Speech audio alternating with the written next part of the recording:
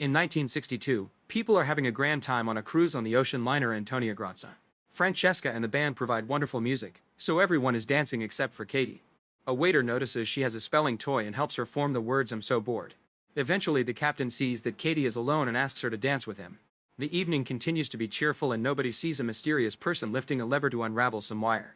It spins for several seconds until it finally snaps, causing it to hit the dance floor. Lights are broken, decorations are destroyed, and all the dancers lose the top right of their bodies except for Katie, whose height has saved her. 40 years later, a crew of salvagers is retrieving a broken ship. Since it's taking too much water, its weight is making it hard to move. Epps slides down a wire to enter the old ship and finds a punch in the port floater, which means it'll flood in 5 minutes. Captain Murphy wants to abandon it, but Epps decides to stay to repair it. Munder and Dodge jump in to help, and together they weld a piece of metal that successfully covers the hole. Sometime later the group celebrates the rescue and the pay. At that moment they're approached by a pilot named Ferriman, who wants to hire them. He shows them a picture of a ship he saw in the Bering Sea last month while flying. Ferriman tried to contact it but nobody answered, and saw it again a few days ago. The group takes the job and Ferriman announces he's coming along. The crew leaves early in the morning but they don't find anything all day. In the evening, Santos sees something nearby and quickly calls Murphy, but the thing is gone when he arrives. Murphy finds nothing on the radar and thinks Santos imagined it. After a few seconds though, the radar does detect something. Epps soon joins them to keep an eye on the radar, noticing how the mysterious thing appears and disappears. When Murphy tries using the radio, nothing happens. Suddenly a huge ship appears in front of them and Santos has to stop their tugboat fast. He manages to avoid a full crash but the front still hits the huge ship and the engine gets damaged. Murphy sees the name Antonia Grazia and explains it's an Italian ship that went missing without a distress signal in 1962. It's been every captain's dream to find it. Using the boat's crane, half of the group decides to go aboard to investigate while the other half keeps an eye on the tugboat. As they look around, the salvagers notice that all life preserver lockers are empty and all lifeboats are gone. As soon as they go inside, they lose their connection with the boat. The group looks around and follows a strange noise to find a pendulum clock still ticking. When it suddenly strikes time, it startles the guys.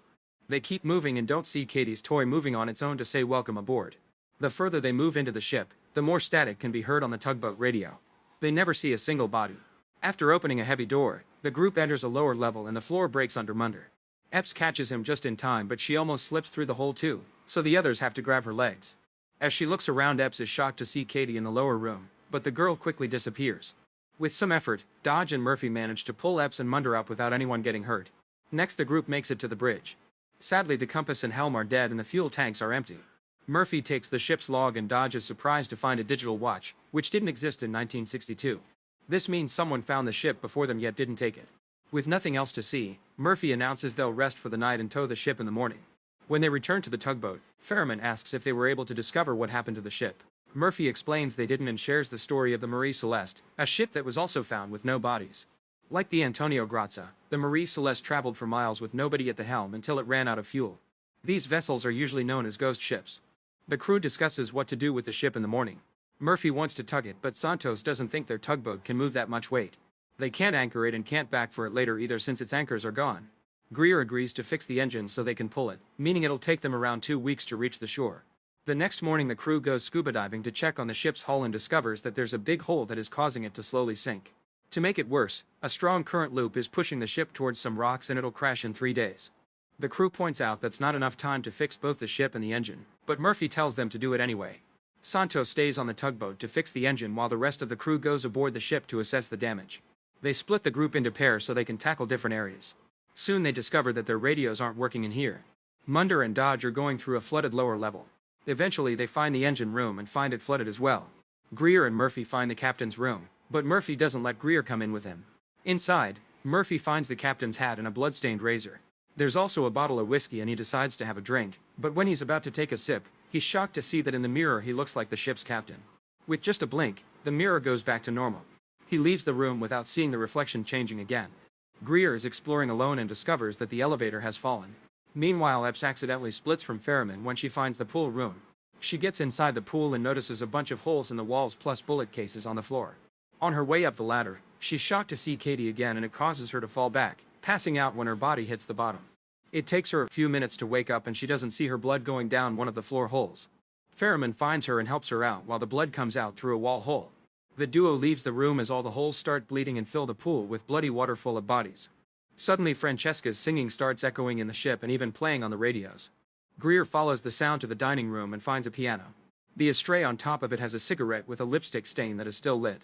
He also sees a poster of Francesca and finds her attractive, unaware that she's watching him nearby. In the central laundry, Epps wants to check the vent. As soon as she opens it, water bursts out and starts flooding the room. The door closes on its own as the duo panics, noticing that there are bodies in the water and they're only a month old.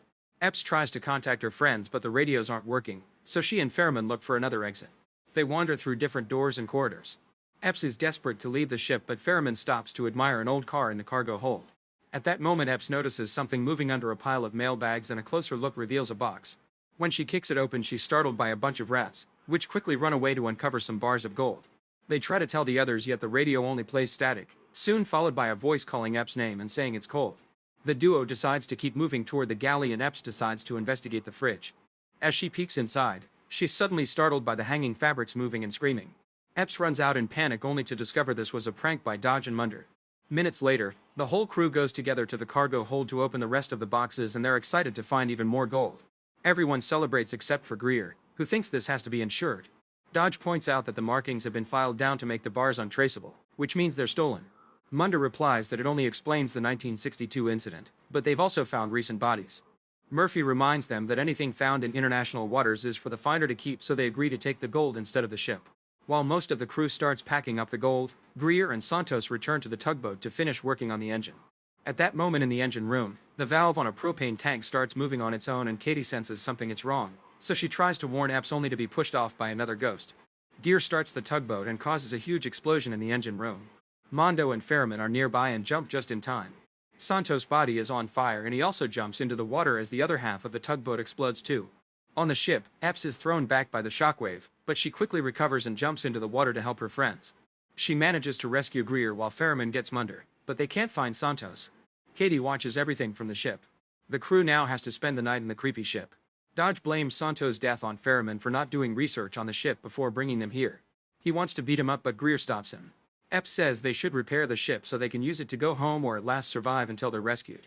An argument ensues over this plan and Greer ends up punching Munder, so the men have to be dragged to different rooms. In the middle of the night, Katie dances around the swimming pool. In the kitchen, Dodge and Munder open some old cans they find in the kitchen and are surprised to discover that the food is in good condition. Their excitement instantly drops when they also find worms. Epps checks the old passengers list and sees Katie's name on the list. It says she was traveling alone. Now that she has Katie's room number, Epps goes looking for it. She's startled by all the doors in the corridor suddenly closing except for one, which slowly opens for her. As Epps enters the room, she hears some humming. All of Katie's belongings are around, but the sweetness is replaced by horror when Epps opens the closet and finds Katie's body. After the initial shock has passed, Epps takes the locket from the body and finds pictures of Katie's parents. Katie appears next to her and asks her not to close it because she hasn't seen them in years. Epps tries to give her the locket back but it just goes through Katie's hand, making her realize she truly is a ghost. Katie explains that everyone here is trapped and that once he has enough souls to fill his quota, they'll be ferried. When Epps tries to ask what it means, blood starts appearing on the ceiling and Katie says that he doesn't want them to chat. Katie tells Epps to leave as soon as she can before she disappears with a scream. In the dining room, Greer drinks while looking at a picture of his fiancée. When he finally tries to leave, the lights suddenly turn on and the objects start repairing themselves. Soon the room looks brand new and all the guests reappear to cheer for Greer. Francesca comes closer to kiss his cheek and Greer deduces that this isn't real, so it shouldn't count as cheating. He then kisses Francesca on the mouth. She starts walking away while she undoes her dress as an invitation. Greer follows her and gets ready for some action when he sees her standing at the elevator door completely naked. However, when he leans in to touch her, his body goes right through hers and he falls into the elevator shaft, which instantly kills him. Francesca's face becomes monstrous as she turns around. In the captain's room, a grieving Murphy drinks until he falls asleep. He's suddenly awakened by the bottle moving and he's shocked to find the old captain offering him another drink. The captain also gives him a notebook with pictures of the Lorelei, a ship he rescued 2 days before the Antonia Grazia disappeared. The pictures show that the boxes of gold came from the Lorelei and Murphy remembers the story saying it had no survivors. However, the captain corrects him and shows him a photo of the only survivor they found, which leaves Murphy in shock. A now terrified Murphy goes looking for the others and when he enters the swimming pool room, he finds Santos' ghost. Murphy tries to run away but Santos keeps appearing in front of him, blaming him for his death. At that moment Epps and Fairman find him and try to approach him, but he sees them both as Santos. He thinks they're about to attack him so he jumps first, pushing Epps against a column. Epps tries to defend herself without hurting her captain, only for Epps to throw her on the floor. She grabs the nearest object she can find to hit him in the head and push him off, yet Murphy keeps attacking, leaving Epps no choice but to stab his foot. A furious Murphy gets ready to give her a killing blow, but luckily Ferriman hits him in the head by surprise and knocks him out. Afterward, the crew reunites and agrees to lock Murphy in the aquarium for the sake of everyone's safety. Now they just need to find Greer. By morning time, the crew still has no clue where their friend is. They discuss what to do and Epps convinces them to follow the plan of fixing the ship.